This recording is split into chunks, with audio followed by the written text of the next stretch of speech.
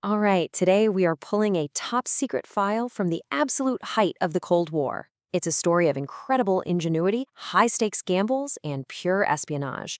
This is the anatomy of a secret mission, the story of the U-2 spy plane, a machine maybe better known as the Dragon Lady.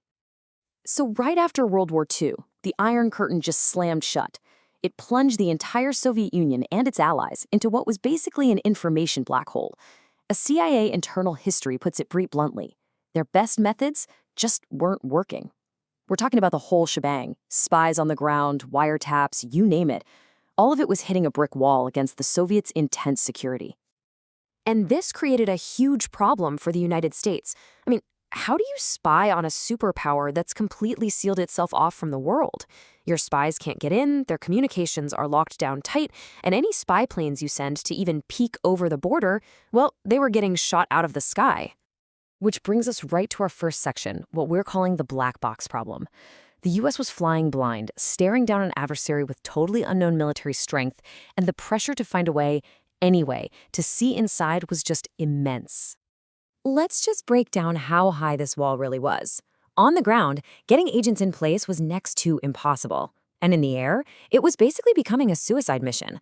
The Soviets were super aggressive. They shot down a US Navy plane in 1950, another one in 51, and then in 1952, they took down an American RB-29 reconnaissance plane over Japan. The message couldn't have been clearer: get close and you will be attacked. So, with the front door locked and all the windows barred, American intelligence needed a totally new way in. They had to go over the wall.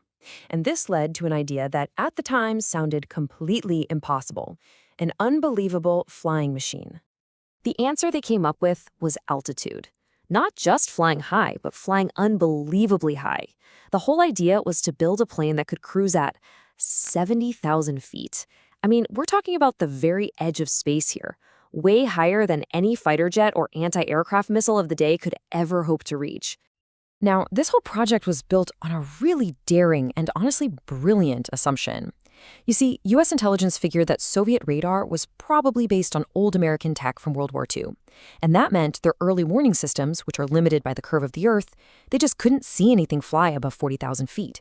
So the theory was simple: if you can get a plane up to 70,000 feet before you enter their airspace, you'd be a ghost. They'd never even see you coming. But a theory is one thing. Building an impossible aircraft is something else entirely. It took a really unique team. You had the visionary, a scientist named Edwin H. Land, and yes, that's the same guy who founded Polaroid. Then you had the manager, the CIA's Richard Bissell, who ran this deeply secret project. And, of course, the genius engineer, Kelly Johnson, the head of Lockheed's legendary Skunk Works. What they created, codenamed CL-282, was just a marvel. It was basically a jet engine strapped to these enormous, super-light glider wings, a machine so specialized it was actually incredibly hard to fly, and it demanded the absolute best pilots you could find. And here's the crazy part: it worked. For 4 straight years, the U-2 flew wherever it wanted, a ghost in the skies over the most heavily defended place on Earth. For a time, it was truly the invincible spy plane. The sheer audacity of these missions is just breathtaking. The very first flight over the Soviet Union, they did it on America's Independence Day, July 4th, 1956. The very next day, a U-2 soared right over Moscow and Leningrad, snapping pictures of military airfields. And then, just a few days later, the Soviets issued this formal protest, which basically revealed everything. They knew the plane was there, they could track it on their radar, but they were completely powerless to stop it. I love this exchange between CIA Director Allen Dulles and the project manager Richard Bissell. It just perfectly captures the high-stakes gamble they were taking. When Dulles heard they'd flown right over Moscow on one of the first flights, he was shocked. But Bissell's logic was just cold and clear. Allen, the first is the safest. Do it before the enemy has any chance to figure out how to stop you. And the payoff for that risk was immediate, and it was immense. See, for years, there had been this growing panic in the US about a so-called bomber gap, this terrifying fear that the Soviets had a massive, superior fleet of bombers just waiting to attack. Well, the U-2's photos from these very first missions proved without a doubt that it was a myth. The gap just wasn't there. I mean, think about that for a second. This one aircraft, in just a handful of flights, calmed fears of a surprise nuclear war and completely reshaped American defense policy. So the U-2 seemed untouchable, right? It was the silver bullet for American intelligence. But technology never stands still, and neither do your enemies. So it raised this inevitable question: how long could its invincibility possibly last? Well, the answer came on a spring day in 1960, in a moment that would spark a global crisis. The U-2 was about to be shot down over Russia. Okay, so picture this. It's May 1st, 1960. That's May Day, the Soviet Union's biggest national holiday. A CIA pilot named Francis Gary Powers takes off from a secret base in Pakistan. His mission was one of the most ambitious they had ever planned, to fly over 2,900 miles across the entire length of the Soviet Union, photographing all sorts of key military and nuclear sites along the way. He never made it. High over a city called Sverdlovsk, his U-2 was hit.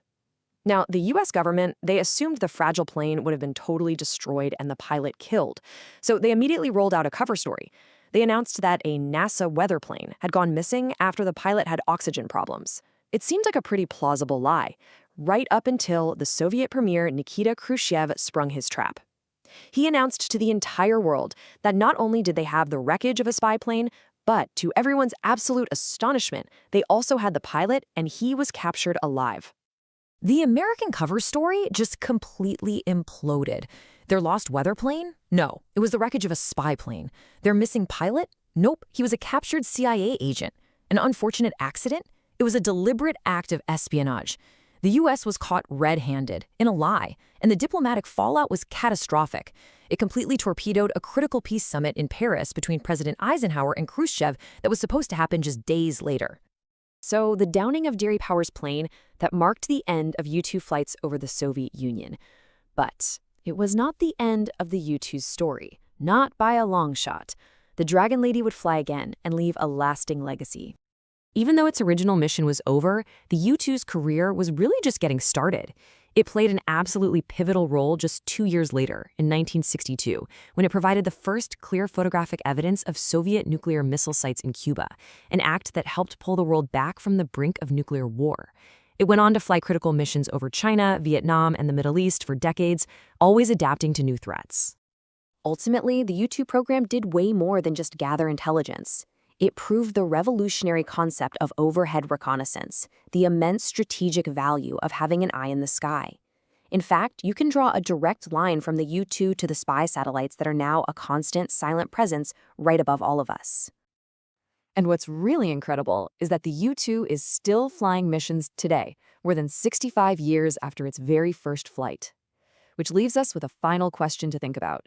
In our modern age of spy satellites, stealth drones, and cyber espionage, is there still a place for a pilot in a spy plane?